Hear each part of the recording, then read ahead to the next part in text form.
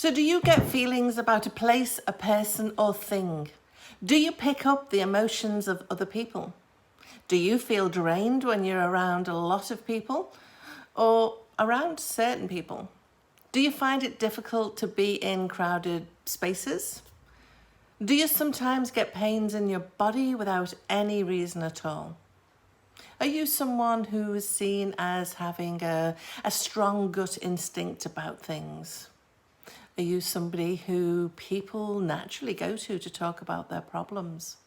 If you can identify with any of those questions, this video just might be for you.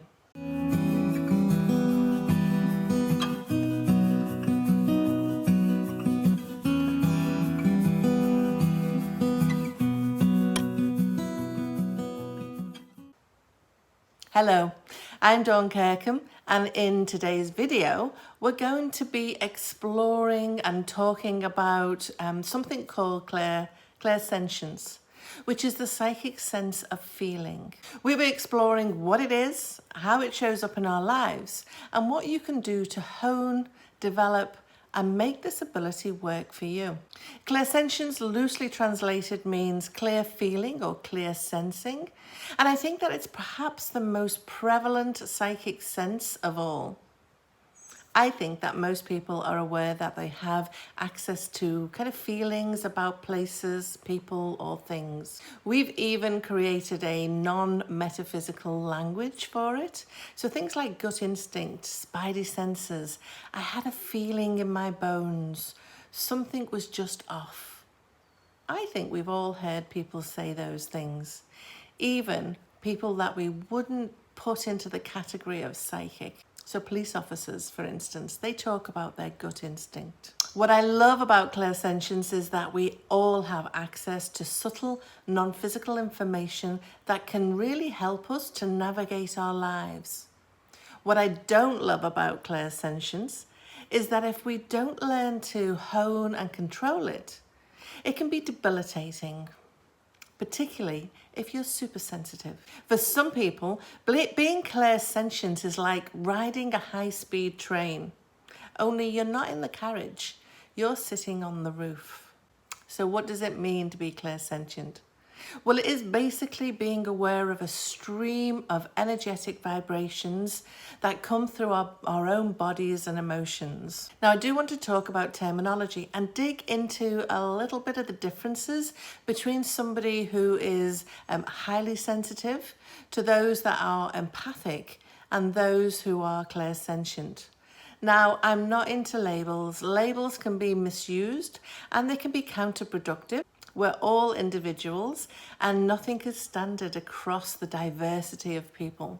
However, I do think it's useful to start to look at some of the differences between these terms so that we can identify what might be going on for us and focus our efforts of understanding ourselves better. So the term highly sensitive people was coined by author and clinical psychologist Dr. Elaine Aron. So she found that about 20% of the population is born with a heightened sensitivity to external stimuli. She describes it as the brain's ability to notice more than the average person, giving them a great deal to reflect upon and to process. So highly sensitive people have the physical capacity to feel, taste, hear, see and smell things at a greater magnitude. So if you're a highly sensitive person, you might be super sensitive to sound, like the humming of a fluorescent light. So it becomes so extreme it can cause headaches. Maybe it's the tag on a piece of clothing that might drive you insane, and perfumes that can be overwhelming in the environment. You'll also be able to pick up subtle clues in body language.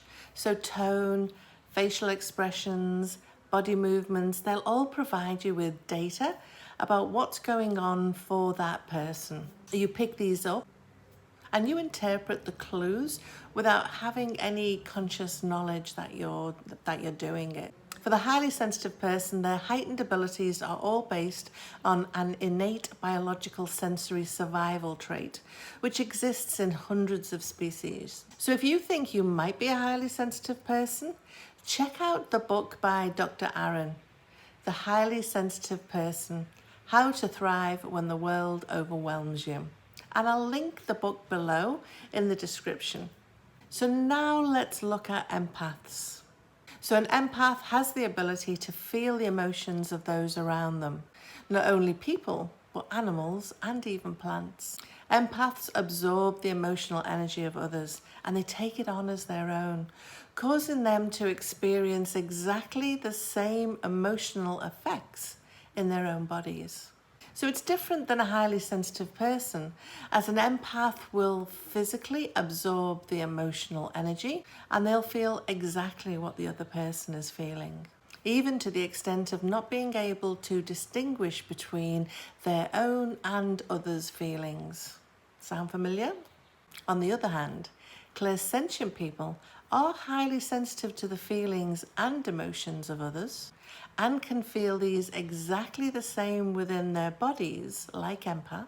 However, the big difference is that clairsentient people are able to distinguish what's theirs and what is somebody else's.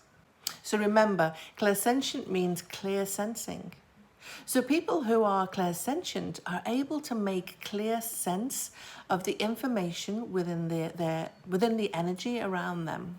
So I believe that with practice and good energy protection methods, you can move from being an empath to clairsentient and take control of your life again. I believe in order to make this ability work for us, we have to hone and control it. So this means we use effective energy protection practices and we become more conscious of using it. So at the end of this video, I will be sharing an exercise that you can do to hone your clairsentient ability. And in future videos, I will be sharing more simple exercises you can do to continue to develop. As I've said, in order to thrive as a clairsentient person, you need to establish a way in which you can use the ability, but to stay whole and in control of the process. I believe this is where energy protection comes in. It's the difference between being in a public swimming pool with no lane separation to one that has a clear delineation to allow you to swim in the same water, but without clashing and banging into the others. I hope that makes sense as an analogy. For me, energy protection is as much about creating boundaries in all aspects of your life than just the energetic ones. So what I mean by that is, we need to create personal boundaries alongside the energetic ones. So this includes saying no when it's necessary for your own health and happiness, being clear about what you will and what you won't do, and being consistent in that. Speaking up about what you need, amongst other things. And if you struggle with setting and keeping personal boundaries, there are a ton of resources on the internet. So I would recommend you doing a bit of a search and finding some solutions that will work for you. But let's talk about energetic boundaries, because they allow us to thrive in what I call the energy soup. It isn't about separation, it is about integration. So how we can stay whole when it's so easy for us to be influenced and overwhelmed by the energy around us. I will be shooting a video all about energy protection. So for now, here are a couple of things that you can do. So get into the habit of creating an energetic boundary around yourself every morning as soon as you wake up. Many people, including me, use a bubble of white light. For some, they have different visualizations and use shields and cloaks, even Star Trek references. I say if it works for you, do it. Now, intention is important in this process, so you'll want to be clear about what this energetic boundary will be doing. I like to say, nothing negative can penetrate my bubble, but positive can flow through. I can also send out loving energy, but nobody can tap into my personal energy through this force field and draw upon it. It works for me and it allows me to navigate my life successfully. I would also suggest that you get into the habit of reinforcing this boundary before you go anywhere that you know that will affect you. So for me, it's things like supermarkets and places where the emotions of people, the place or the thing will be heightened. Being big into crystals, it would also be remiss of me not to mention a couple of good crystals that can help you to maintain a physical, energetic boundary around you. So my go-to is black tourmaline, but I also like amethyst and tiger's eye. So carry your chosen crystal or crystals around on your person to help you to maintain your boundary. So now let's chat about honing your abilities. There are lots of activities and exercises you can do to strengthen this clairsentient ability. And when I talk about strengthening it, I don't mean building it up and losing control. I mean building it up and making it work for you. So the exercise I'm going to share with you today is amazingly effective. Like any exercise, it's something that you've got to do often in order to benefit from it. It isn't a one-time deal.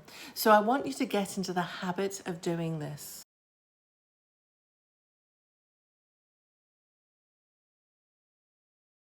As you move from room to room, I want you to pay attention to how each different room feels. Do this in your house and also outside of the home. Maybe this is going into different shops, other people's homes, rooms in other people's homes, even parks and trails. Use the threshold to the room or the place as the starting point, and as you step in, tune into what you're feeling. What are the differences between where you have come from and the space that you've stepped into? Pay attention to how your body feels. What are the differences that you can feel in your physical body? Pay attention to the emotions and the differences that you feel between the rooms or the spaces. Become conscious of the information that you're picking up. So that's it, guys. I hope you've enjoyed this video. I'm Dawn Kirkham and I'm the founder of the International College of Energy Healing. If you want to know more about me, check out the intro video. I tell you a little bit about what I do and why I do it. I like to live an intuitive life and my goal is to help you live an intuitive life. So as always, have a fantastic day.